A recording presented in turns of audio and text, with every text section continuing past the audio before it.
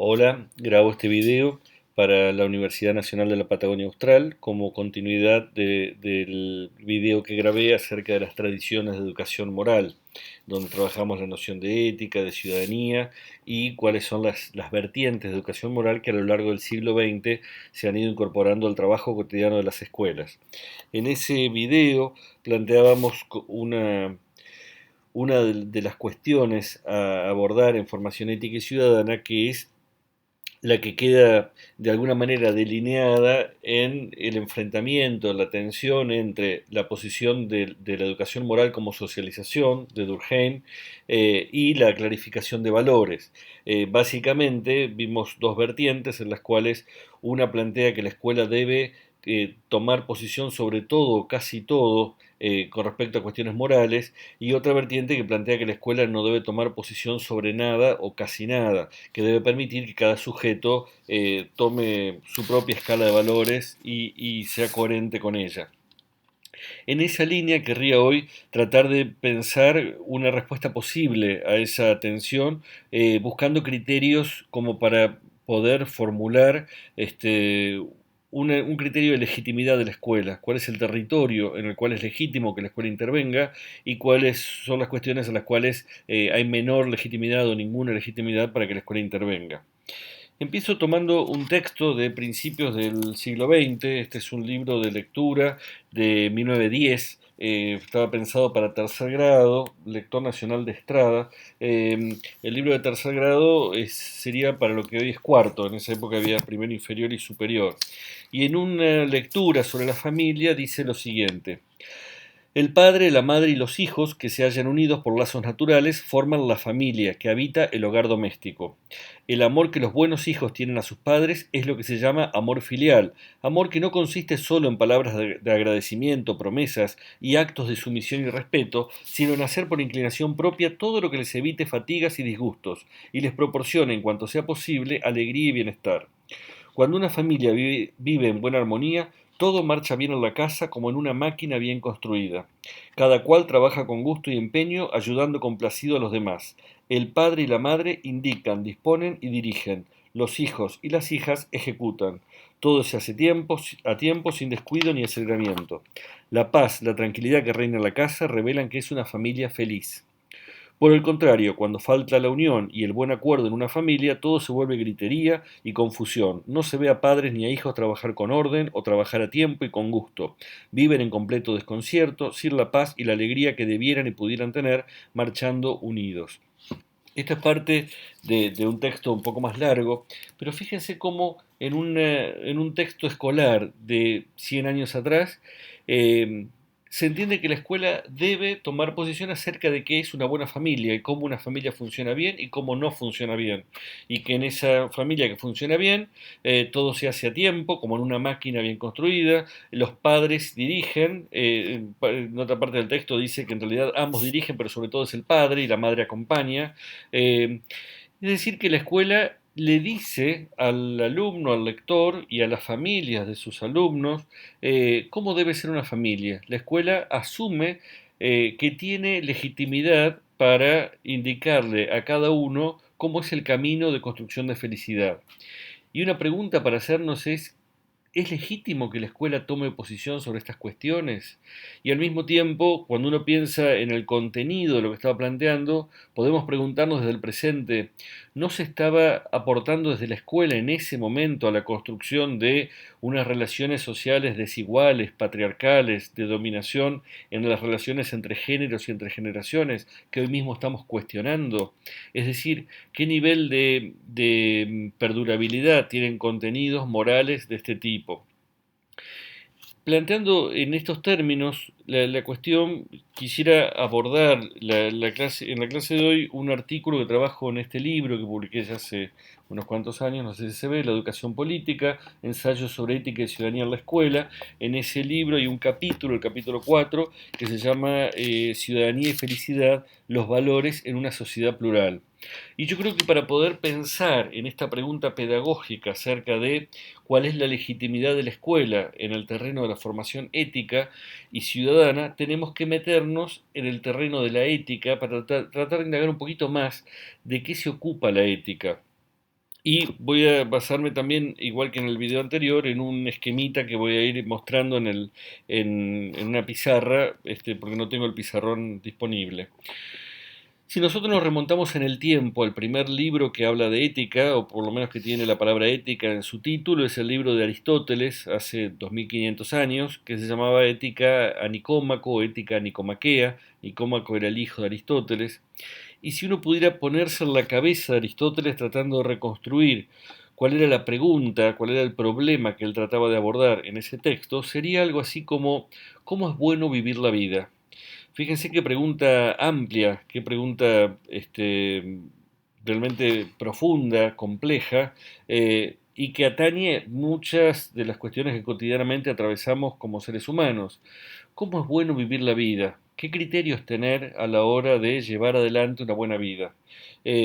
Lo que está por detrás de la pregunta de Aristóteles es lo que los griegos llamaban la eudaimonía y que los romanos tradujeron como felicitas y hoy en castellano llamamos felicidad, ¿no? La eudaimonía es básicamente la pregunta por la felicidad, ¿cómo podemos ser felices? Porque dice Aristóteles, hay muchas cosas que buscamos en función de otras. Uno quiere tener dinero para después con ese dinero hacer otra cosa. Uno quiere comprar algo para después con ese algo hacer otra cosa. Es decir, que muchas veces hay cosas que buscamos no por ellas mismas, sino en función de otra cosa que viene después. Y él se pregunta, ¿qué es lo que buscamos por sí mismo y no para otra cosa? Y a eso que buscamos por sí mismo y no para otra cosa lo llama la eudemonía, la felicidad. Y él se pregunta, bueno, ¿en qué consiste la felicidad? Y él se da esta pregunta potente, amplia, profunda, y también se da una respuesta posible que está muy vinculada al modo de vida de la Grecia clásica. Él dice que la vida buena o el camino de la felicidad es el camino de la virtud, el de poder tomar decisiones que estén en el justo medio entre el exceso y el defecto.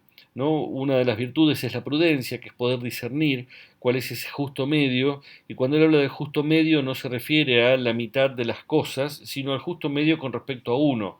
Dice, si yo tengo la oportunidad de tomar una damajuana de vino, tomar toda la damajuana es un exceso, no tomar nada es un defecto. Tomar media damajuana también es bastante, entonces se trata de tomar aquel punto en el cual puedo disfrutar de eso y al mismo tiempo no me hace daño. Entonces, la prudencia permite establecer ese justo medio, dice Aristóteles, en relación con diferentes campos de la virtud. ¿Qué es la justicia para Aristóteles?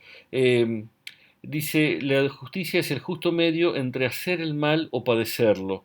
Si se muere la abuela y tenemos que repartir la herencia, si yo me quedo con todo, le estoy haciendo el mal a los demás. Si dejo que otro se lleve todo, estoy padeciendo el mal. El justo medio es encontrar el punto en el cual ni estoy jorobando a otros, ni dejo que otros me joroben a mí. ¿Qué es la valentía para Aristóteles? El justo medio entre la cobardía y la temeridad. Si yo quiero atacar solo a los persas, me matan en el camino. Si me quedo atrás del ejército, soy un cobarde. Entonces la valentía está en el justo medio entre ambos excesos. Eh, Se entiende entonces que la ética de Aristóteles es una ética de la prudencia, una ética de la búsqueda del tono adecuado de respuesta y propia de una vida comunitaria como era la de Atenas. En definitiva, cuando Aristóteles tiene que buscar cuál es el punto de apoyo de ese prudente, él dice, bueno, hay que hacer como hace el hombre prudente. Y el hombre prudente es aquel que en la comunidad es considerado por todos o por la mayoría como un hombre prudente. Entonces tiene que haber una comunidad que comparta estas creencias y que considere que tal es el mejor representante de esto como para poder tenerlo como modelo. El planteo de Peters, que analizamos en el video anterior, se remite a esos hábitos virtuosos también en este terreno aristotélico. Ya en los últimos años de la vida de Aristóteles, el contexto cultural y político de Atenas cambia muy rápidamente por la conquista del imperio de Alejandro y aparecen nuevas vertientes filosóficas que ponen a la ética en el centro de la reflexión filosófica. Entre ellas hay dos particularmente que podemos retomar porque abordan la misma pregunta de Aristóteles, pero se dan respuestas diferentes. Por un lado está en el centro de Atenas, en el jardín de Epicuro, se reúnen familias de las más tradicionales de Atenas a deliberar acerca de cómo es bueno vivir la vida. Y la respuesta que da Epicuro es que la vida buena es la vida del placer. Eh, Fíjense que ya no es solo la prudencia, una prudencia que está más ligada a lo comunitario, sino el placer en términos de la satisfacción del propio deseo, de la búsqueda del propio placer, del propio cuerpo y también del intelecto. Y entonces dice Epicuro, también hay que ser prudente, pero para buscar el placer. Y en ese sentido va delineando qué cosas dan placer y qué no. Él plantea, hay algunos placeres que nos dan una satisfacción inmediata, pero que nos conducen al dolor. Y esos no son placeres valiosos, porque si yo, volvemos a la dama Juana, me tomo toda la dama Juana y la disfruto, pero después tengo una borrachera que me dura 3 días, ese es un placer que me lleva al dolor. Lo que hay que buscar, dice Epicuro, son aquellos placeres que me permiten perdurar en el placer.